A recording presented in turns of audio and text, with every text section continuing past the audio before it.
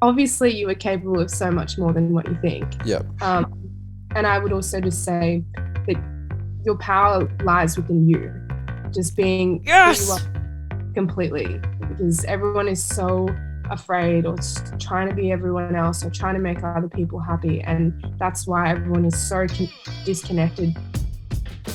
Good as Gold's the official Gold's Gym Australia podcast.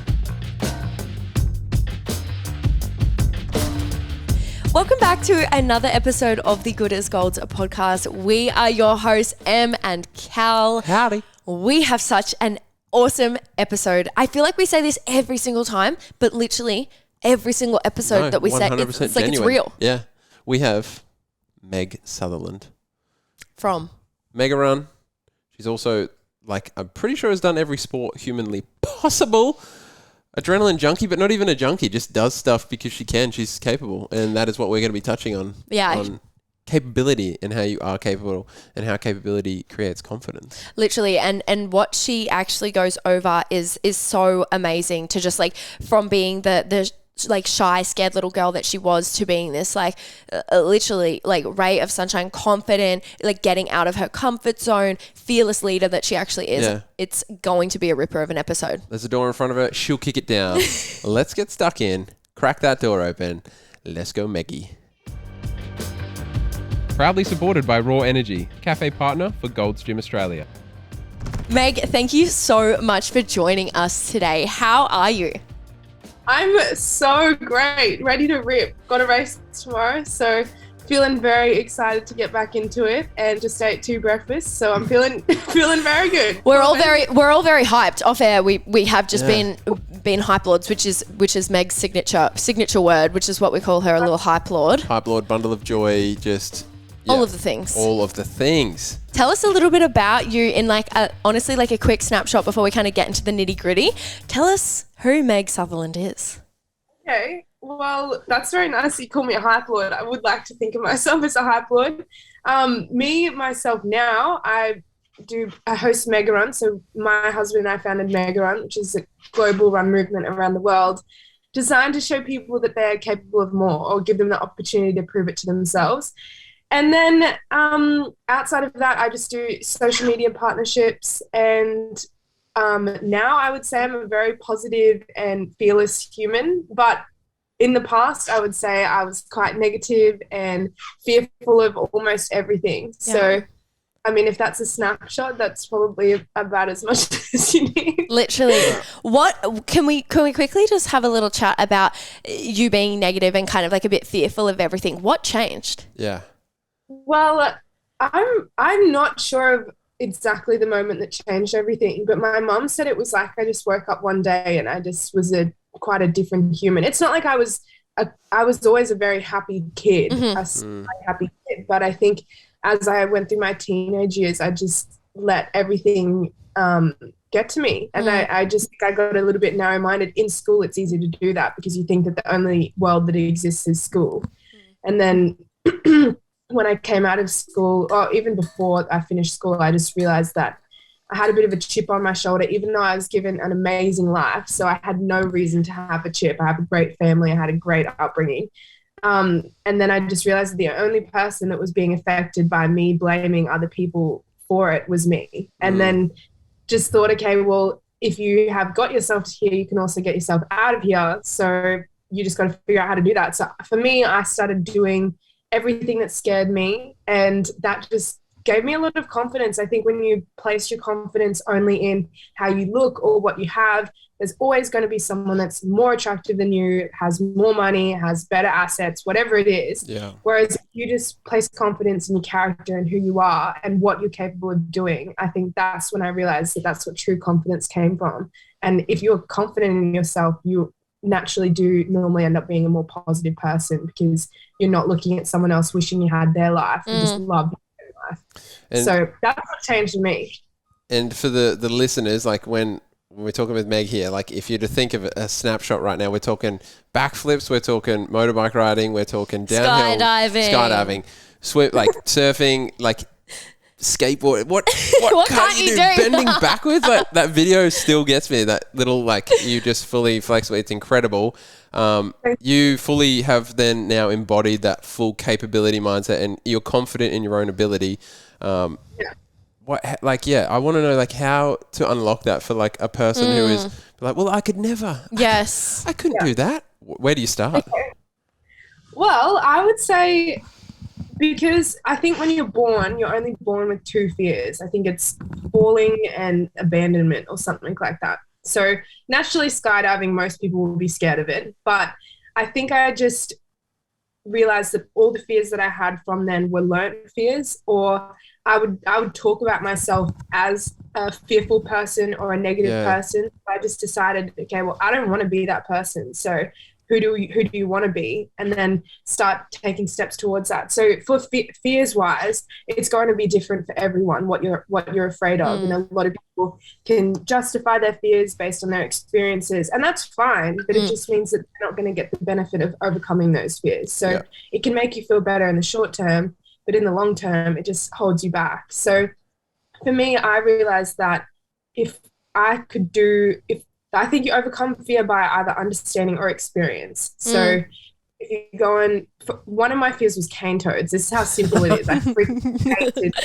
I don't think anyone likes cane toads, but I mean, I really didn't like them. Yeah. So then it started with me going out. This sounds so silly, but I was quite young, going out with a net and we were catching cane toads. Yeah. Like terrible experience, but it very quickly you just realize they're just a weird looking frog and it doesn't really matter that much, and then it doesn't get to you as much.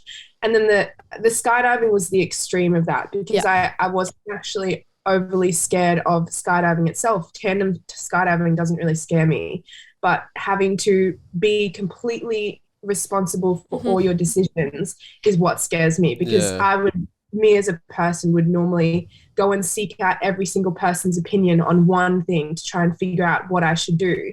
But I just realized that the only person that can make your decisions on what you want to have in your life is you.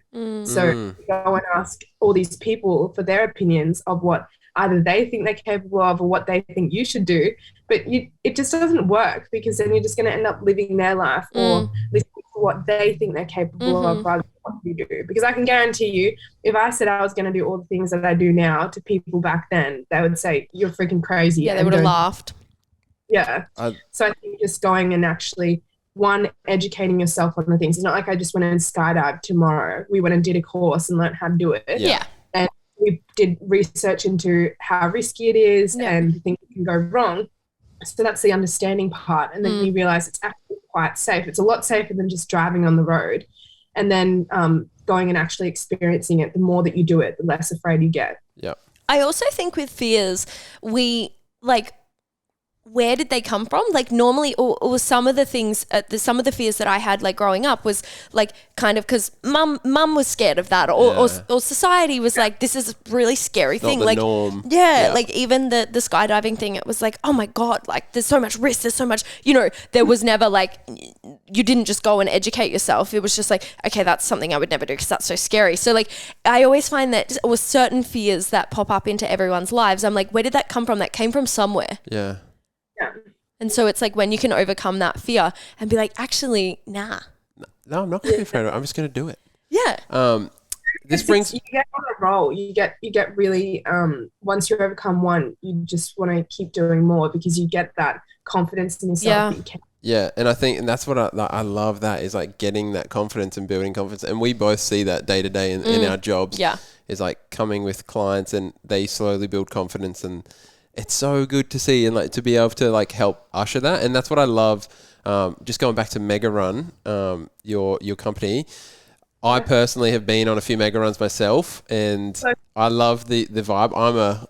I would say I'm a semi-hype lord. Yeah. I'm up there. Yeah, baby. You're jumping. All right, cool. I'm jumping, I'm bumping. So like when I heard about like the vibe and then someone was like, come on, man, I was like, cool. So ultimately, if you don't know what a MEGARUN is, actually you take it and then I'll jump into the story. Okay. Well, MEGARUN, more recently, I think MEGARUN is more of a movement, so anyone can be a part of it. But we do have organised hit outs. So the movement itself is running every single Sunday to build discipline and therefore the confidence that you're capable of more. So I started doing it last year in January. So it's coming up to almost 2 years. Yeah. So I started running by myself every Sunday because I just wanted to do something consistently, rain, hail, or shine, no matter how I felt, that I had to show up to for myself, by myself. And it was a lot harder when I was doing it by myself. But I also realized that people would always ask me when I moved to the Gold Coast, people would always ask me to go out on a Saturday night. And I'm not a huge party girl, so I didn't really enjoy it. But that was the only way I was meeting new people. Yeah. However, I still found the conversations were super surface level and not really about anything or making any actual friendships. And I wasn't really meeting people that I clicked with. And I think it's because most of those people were asleep on a Saturday so that they can go and do whatever activity they like to do on a Sunday. And people would always pester me to come out on Saturday. And then when I started saying, oh, sorry, I'm going for a 10K run tomorrow, it was just like, oh, okay, that's all good. Yeah. Don't worry. I'm thinking, wow, I really wish I figured this out earlier. Yeah. And then that was when I actually met my now husband.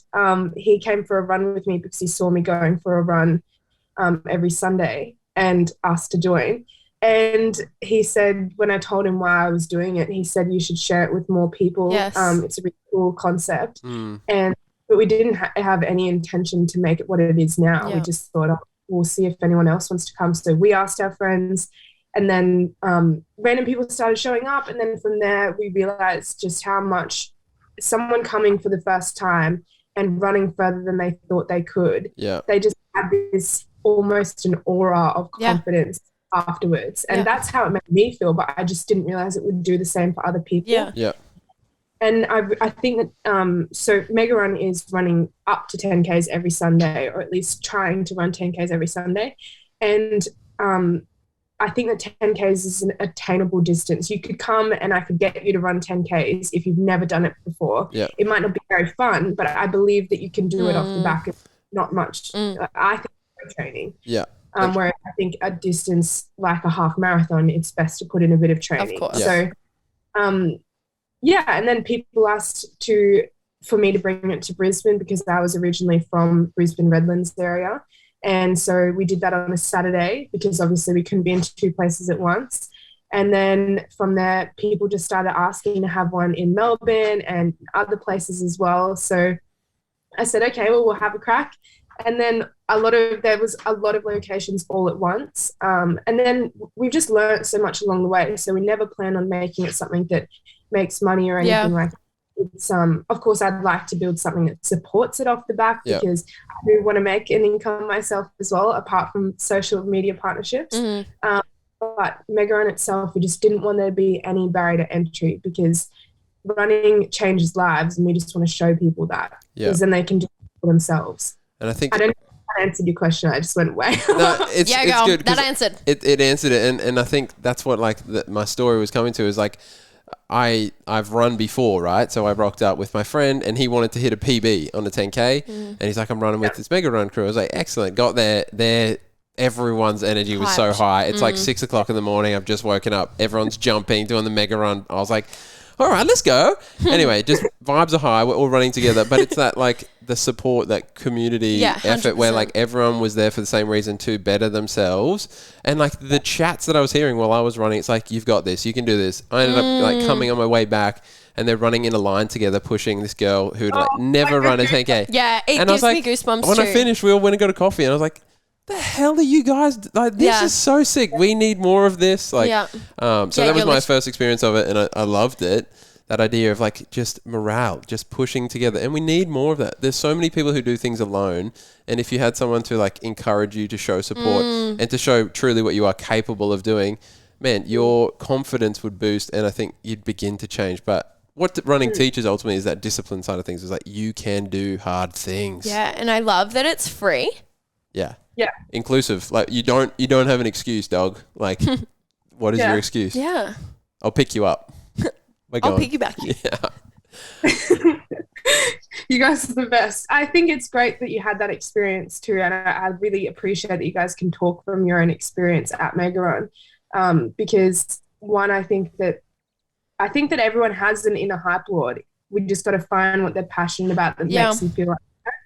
And if we can give people that one time a week where they know they can just come and be completely themselves, it doesn't mean they have to be that super jacked human being. Yeah. But there has been so many occasions where someone's rocked up for the first time on their phone, sitting like this in the corner, and we've gone and grabbed them and introduced them to some people, and they've been the last person to leave the cafe. So if you can give people a little nudge and put them in that, just drop them in the deep end where they have to talk to people, then they end up actually really enjoying it. And I also think one important thing about MEGARUN is because we live in that instant gratification world, no one knows that, well, not many people know how important discipline is. So people will start doing something in the short term, but they don't realize that the long-term things that are going to provide that fulfillment, and not just the highs and lows, high discipline in order to have. So doing consistently MEGARUN every single Sunday, no matter how you feel, it just teaches you to stop letting your mind negotiate you out of doing things or sticking at things. Because really every time you say, okay, I'm going to do this, and then you don't, it's like you are degrading yourself or disrespecting yourself and letting yourself accept less than what you think you actually deserve. So found that having that one thing as a non-negotiable trickles into the rest of your life as well.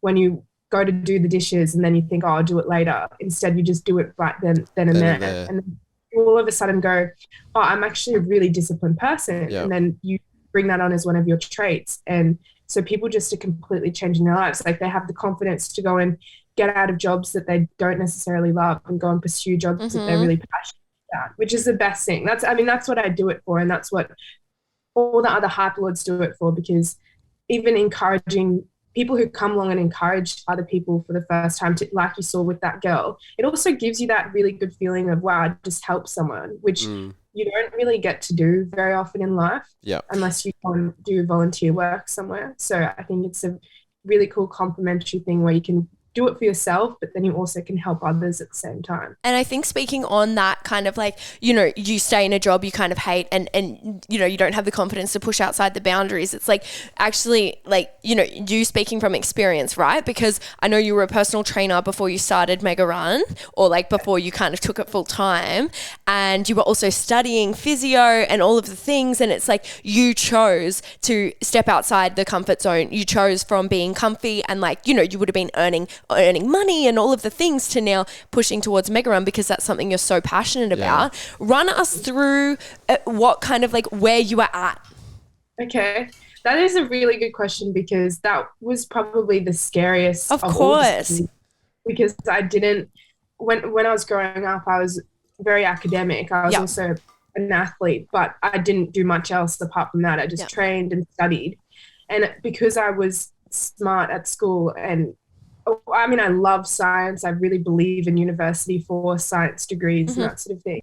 But I think we all thought as kids, because I have two sisters, my older sister's a doctor and my younger sister's a nurse. Yes. So, and I was doing physio. So we all ended up in science fields. But I think, growing up, I actually thought I was going to be a vet. I always wanted to be a vet. I don't know why, but I just thought that was what I was going to be. And then towards the end of my school career, I just thought, oh, I'm probably not smart enough to be a vet. I think school sometimes can give you a bit of a closed-minded do. That's the only thing I wish. I love my school. I went to such an incredible school, but I wish that we had a little bit more, I guess, a better perspective on the possibilities of career fields, so that we could think, okay, if I want to be a vet, I can just go and study arts for a year and then get a really good grade and get into vet or something like that. But anyways, I did actually get into vet, but I had already done my bachelor in exercise and nutrition science, because that was my second passion, was fitness and health. And then I thought, okay, well, it's 5 years out at Gatton.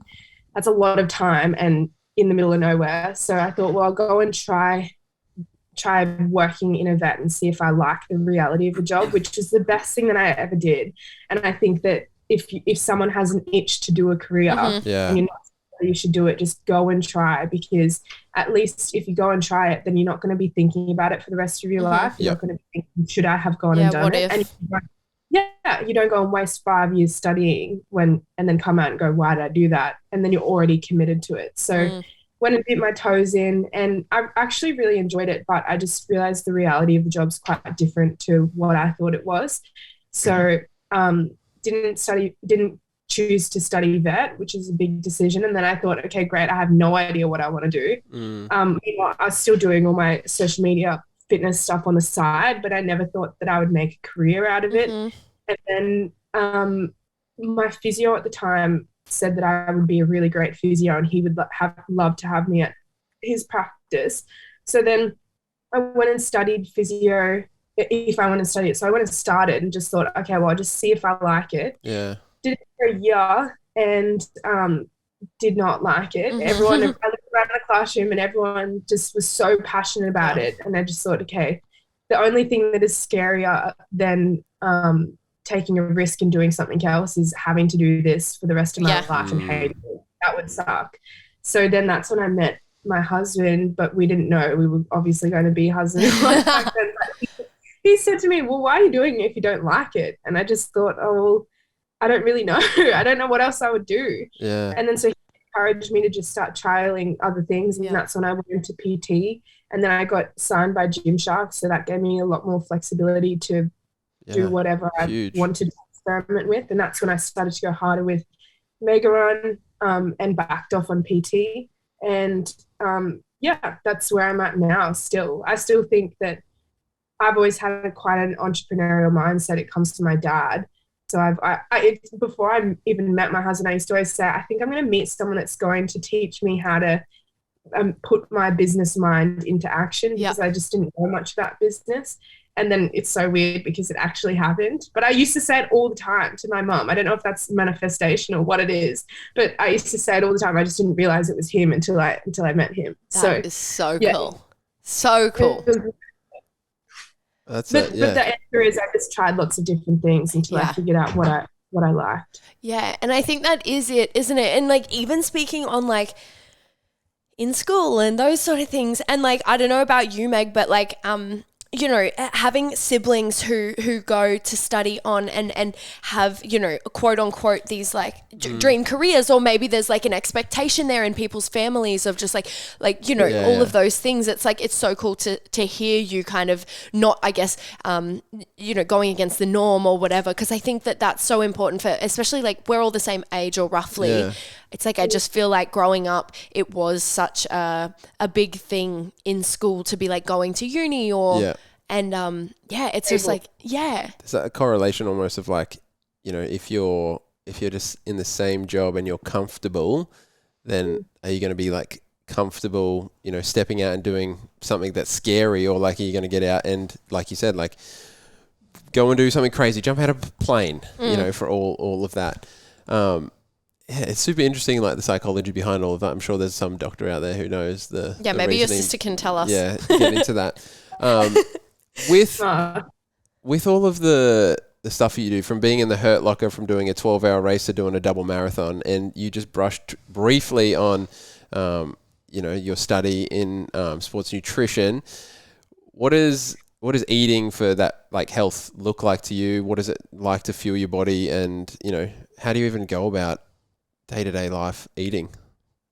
Okay, good question. Going and studying nutrition, it definitely makes you more cautious about your decisions that you make with food. But I always say eat for health, because I see, and I have friends who have struggled with restrictive dieting and unhealthy eating habits, and I just think it's such a shame, because food is so there to nourish our bodies and to be enjoyed. But unfortunately, there's just such a negative, I guess, there's so many negative behaviors around it. So I just try really hard to share authentically with people what I do, so that they're not going on and trying to buy these diet plans that they stick to for 2 weeks and then end up binging and everything like that. But I guess for me, the things that I choose to eat is over years and years, which unfortunately is not the answer that people like. It takes time to figure out what works for you. I've figured out what I like to eat and what works for me. But I think the best thing to do is figure out the things that you love eating and then just make a healthy version of it. So the best way to eat is as raw and unprocessed as possible. And if you can afford to do so, eat organically, because it really does make a difference. I've studied a lot of the ways that meats and even fruit and vegetables are farmed these days, and it's quite a shame. I understand why it is, because we have such a high demand, but it's not, the nutrient contents in foods now is just nowhere near the level that they used to be, because the demand is so high. So my recommendation is always eat as raw and unprocessed as possible. Figure out how to make that enjoyable for yourself. So if some people love chocolate, okay, we'll have a 90% dark chocolate and enjoy it every time you have it. Or I eat dark chocolate most days because that's my thing. I love chocolate. Literally same. Chocky girl. Chocky girls. Well, some people, it's the best. Some people might love burgers or chips. That's usually the alternate option. Yeah, it's like savoury. If you're not sweet, you're definitely like a burger chip girl. Yeah. So then just figure out how to make it healthy, because that's your long term. That's what you want to enjoy your food in the long term, or else you're not going to have it, but you want to get the best out of it. But I don't know, were you meaning in terms of races? I think that was perfect. Yeah, you definitely answered the question in a sense of like, I know you're a believer of eating for health, and I think it's important to talk about, because I mean, in our society, right, we're very much that diet culture or restrictive eating. And if you were to say, what does healthy eating look like? They're like, well, I had a salad and I split an ice cube. Like, it's like. But also, there are some people who will eat junk food and look really thin. Totally, but their insides are not going to be healthy. Exactly. So. And I love that you said eat for health. It's like, how is your brain? How is the insides? Like, how is literally your body responding to what you're eating? And especially like longevity. Like, you could eat McDonald's and you could still be jacked and like be ripped, but like eat McDonald's for 20 years, man. Yeah. And like, your how's insides, the chemicals, your body imbalance is like not good. Interesting. That's a good one too, is the gut-brain axis. So even when you're eating, that was probably the thing that I love most in nutrition. Yeah. In my nutrition degree, is when you eat, say if you're eating McDonald's all the time, your actual bacteria changes, and those bacteria release neurotransmitters to your brain. So your psychology, whether you realize it or not, is actually being affected in the long term. Totally. And this is where, like, even if we were to talk about like anxiety and depression, right? Like, I don't want to delve too hard into it, but like, this is exactly why it's like so important to fuel your body for your brain, for your gut, like, so that those types of things, we can slowly but surely, or at least just help ourselves with that. Definitely. And if you're feeling good on the insides, your outsides, you're glowing. You're glowing. Glowing. We're glowing. So run us through why you like, because... Is that a pun? Like, run us through? Run. That's good. That's good. That's really good.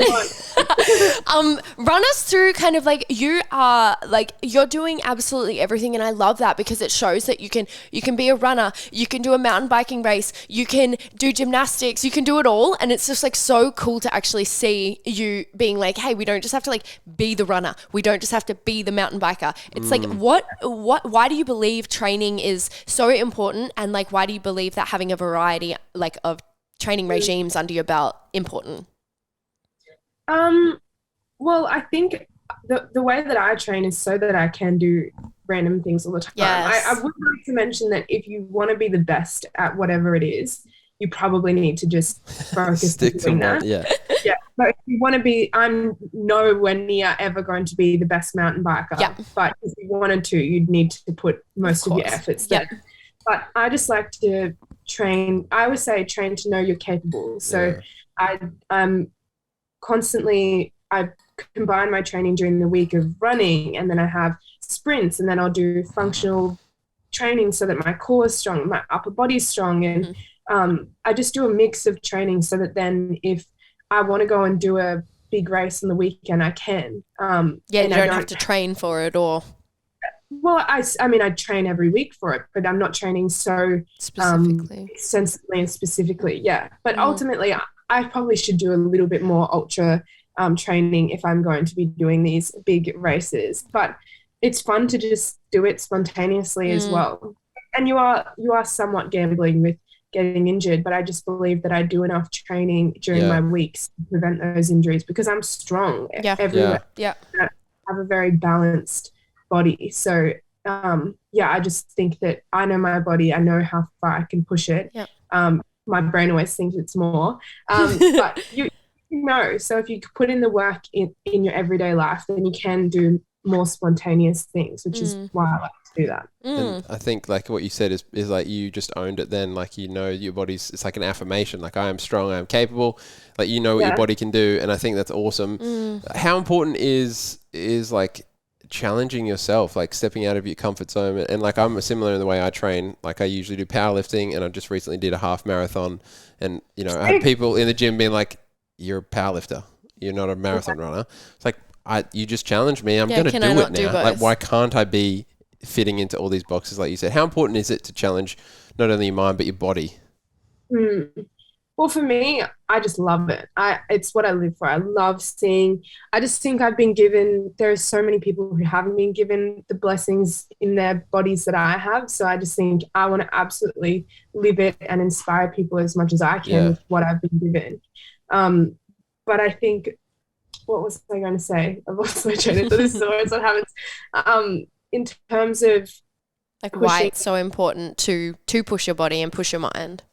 This is what I was going to say, is sometimes it's not necessarily the physical challenge that is as hard for me now, because I love it so much and I know what I get from it. Sometimes it'll be if I get injured and I have to take a month off. That is way harder than just doing continuously training. So a lot of people, I give advice to hyperlords if they get injured, or other people at the runs, and that is normally what they struggle with most as well. And my advice is, well, you got to use it to focus on something else. You got to challenge yourself in a different way, whether that means you never read ever. Okay, well, every time that you would normally train, let's focus on reading, or finish a course doing personal training, or whatever it is. You just have to. Life is always going to throw curveballs at us, and we just have to learn how to adapt. It's what humans are meant to do, but it's the only way to handle things. Yeah, actually. And it's so cool that, you know, it's just so cool to watch you and listen to you actually have such a positive outlook on it, because I do find, like, even, you know, you were just saying before that you were that type of person that was just like, bit negative, bit this, bit that. And I want to actually touch on you becoming a Gymshark athlete. How was that feeling? Like, firstly, this is so massive. How was it feeling?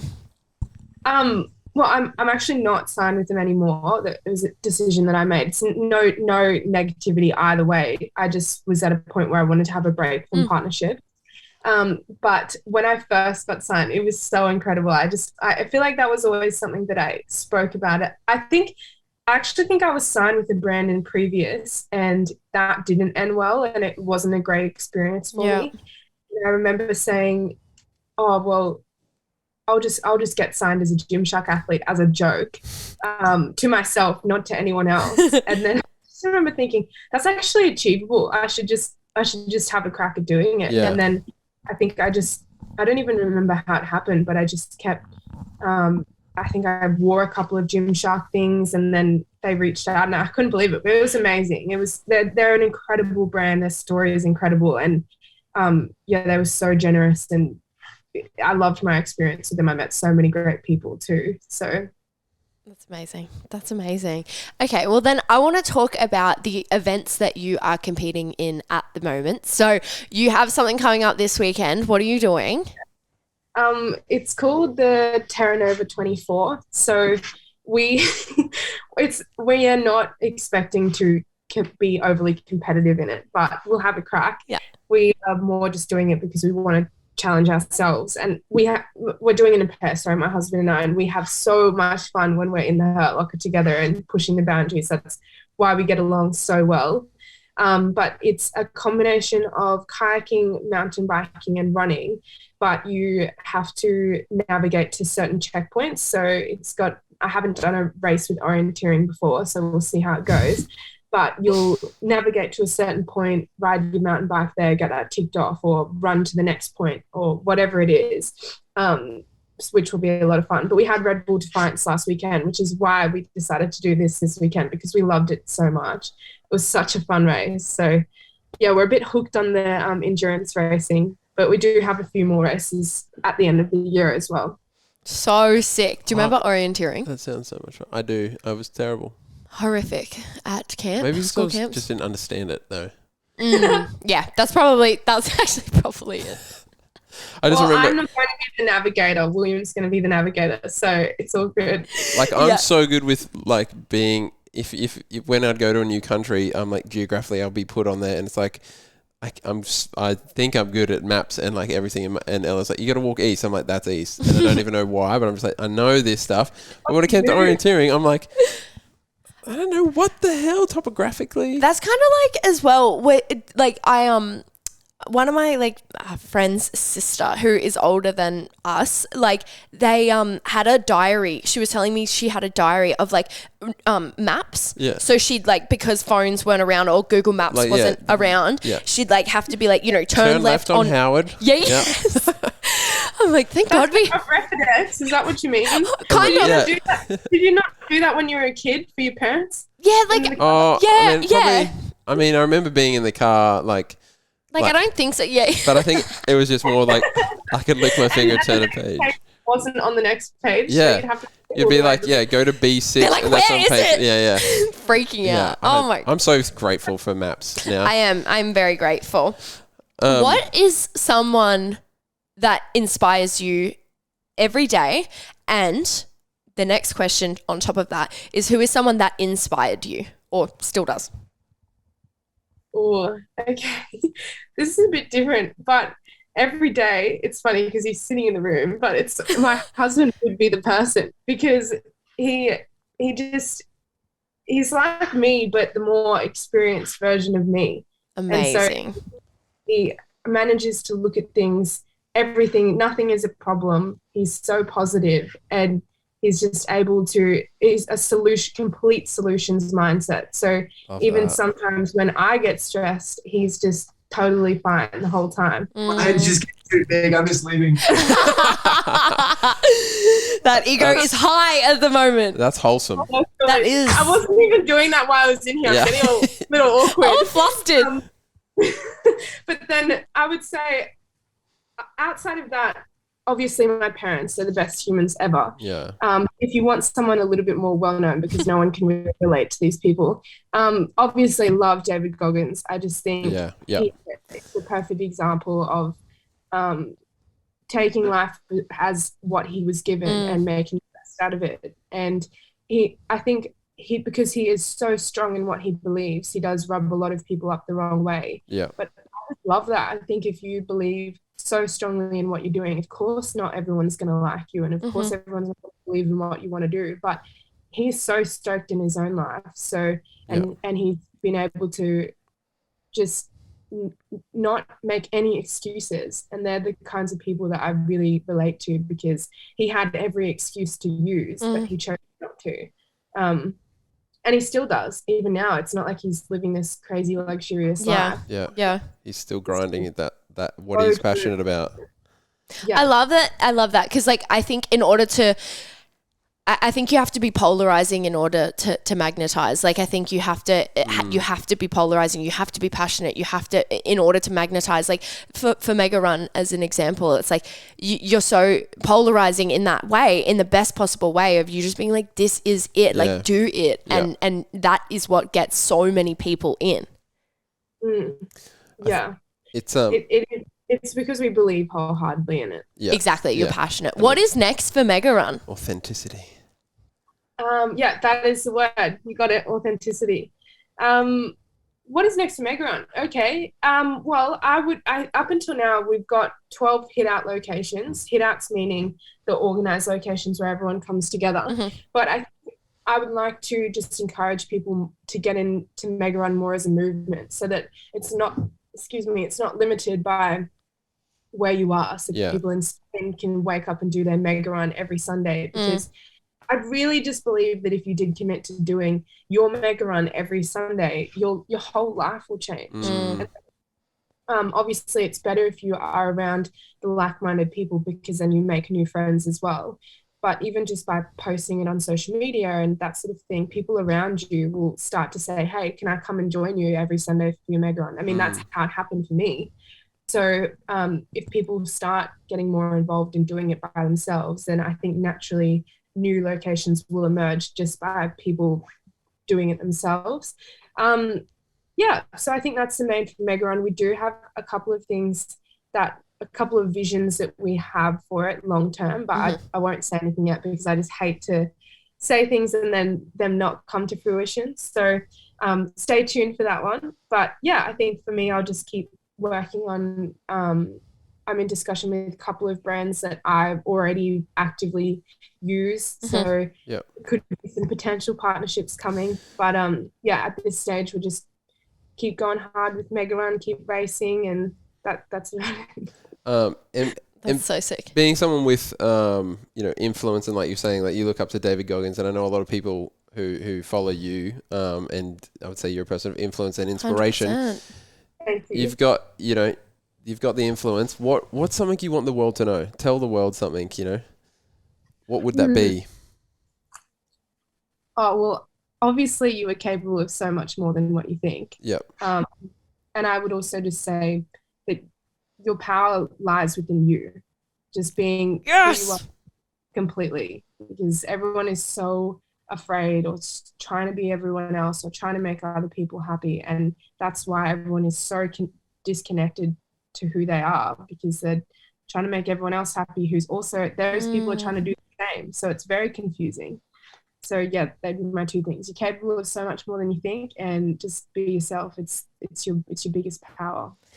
I've got goosebumps. Oh, She's good.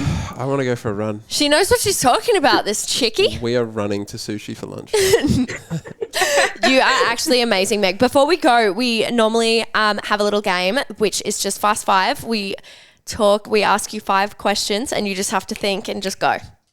Okay. Go, Kelly. Ready? What is your dream enduro race? Enduro race. Oh, probably the hardest ultra in the world. Amazing. No, I don't know if I want to commit to it. You don't have to commit. If you could meet anyone dead or alive, who would it be? Oh, I think in my head I just thought David Attenborough. Oi, cool. Wow. I just think he knows things. Yeah, literally that we don't. He knows things that we don't. And can narrate them so sweetly. What's one thing you're looking forward to in the future? Oh, babies. Cute. We love that. I can protest that they are great. They're beautiful. Yeah. If you had to eat the same meal for the rest of your life, what would it be? Oh, probably salmon in a salad. That's so hard to answer that question. You just nailed that. Yeah. What would yours be? A variety. It would be sushi. Really? Yeah. I'm like a little nigiri myself, I believe. What's your guilty pleasure? Or dark chocolate or peanut butter. Yeah. Is that what you mean? Yeah, literally. Yeah. And let's just throw in a 6 here. Powerade or Gatorade? Or Powerade. Same. What flavor? Well, I don't really drink that much except for when I'm racing. Yeah, okay. But you'll take anything at that point. Yeah, that's true. We had one on the weekend that was pink. I think it was lemon and something strawberry. What? Oh, wow, they've gone a bit They've bougie. gone a little. It used to just be like blue, yellow, red, or purple. Yeah, like Let me tell icy you, blast. in the race, it was amazing. I bet. Yeah, just what you needed. Yeah. Well, in races, when you get the food, it tastes so much better than when you have it out in real life. And we ate these biscuits in a race, and then we ate them out in real life thinking they were going to taste amazing, and they were trash. Not the same. No. Yeah. Oh, gosh. Meg, where would we find you? Where can people find you on your platforms / everything?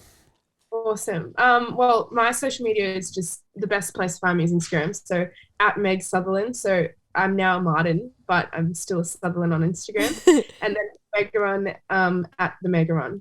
That's where you find us. Honestly. And I can encourage everyone to jump on MEGARUN and Meg's like personal Instagram Yep. because seriously, you put out so much inspiring content. We literally love it. And I just know so many of my clients also, like some of my clients are actually dead that I'm interviewing you. Yeah. So That's so nice. so sweet. Thank you so much for joining us, Meg. Kelly. That was so much fun. Thank you for having me. It's been great. Bye. Bye-bye.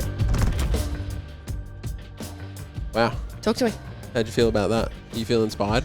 Yeah, literally, I actually really, really do with this episode. Meg was so cool to talk to, and just her mindset on how to get out of your comfort zone and that it will lead to greatness. Just Is there anything that you wouldn't do, like in the extreme sport world / like jump out of a plane? If I put you in the car right now and say we're going to jump out of a plane, what would your reaction be? I would do it for 100%. That's exactly what I did. No doubt in your mind though, you'd be like, No. oh man. No. I actually did this with my partner for a birthday present. So I told him like just be ready at 4:30 or whatever. And I'd booked us both to go skydiving for our birthdays. And basically our whole family was there. And because obviously it's right near the airport, we had to drive to the airport. Yes. And he was like, who are we picking up? Who's coming? And I was like, yeah, think again, my You get friend. kicked out of a plane, buddy.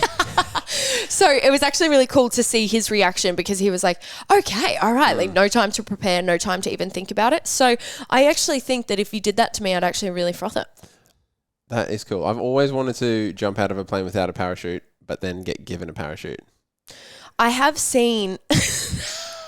That's actually pretty gnarly, Just my friend. because that's like, you know how like they do like free falling and free diving? Like that's literally... What about those suits? You know, like the the bat wingsuit. suits. Yeah, The wingsuit. wingsuits. Yeah, Yeah, that'd be bat cool suits, too. whatever they are. Yeah. Would you... Do you know what I'd actually... There's nothing I wouldn't do. Really? How's that? No, I believe it. To my core. 100%. Do you know what I'd love to do? Yes. We were just speaking off air about the whole Nitro Circus thing. I would actually really love to try something to do with a stunt on a motorbike. Like a backflip. I think even like going up the ramp and like kicking. Oh, a little can. Yeah, like a little kick off. Oh, you know? maybe a Superman. Whoa, that would be so much. What did you learn from this app? What did I learnt? I think it just reinforced my belief that I am capable and that I should continue to challenge myself and not just get stuck in the same way of like, oh, I'm this, I'm just going to continue doing this monotonously. It's always challenge yourself, better yourself, but also knowing what I already know, which is what I love about my job, and that is bringing people along with you. Yeah, and that's it's so important to encourage people. It's free. Like if I can say you can do it, you're probably going to go an extra 100 meters, and then the next person says you can do it, you just keep going. Literally, Imagine that in any aspect of life. It's crazy how our mind works, isn't it? Because like that is it. If someone is encouraging us, like I know when I've done like runs or events or anything, it's like when someone is there just being like, you actually have got this. Yeah. Of course I do. Like it's like it is just so cool. I was finishing up this 21 kilometer run that I recently just competed in, and in the last kilometer, like the streets are lined, and they don't know you.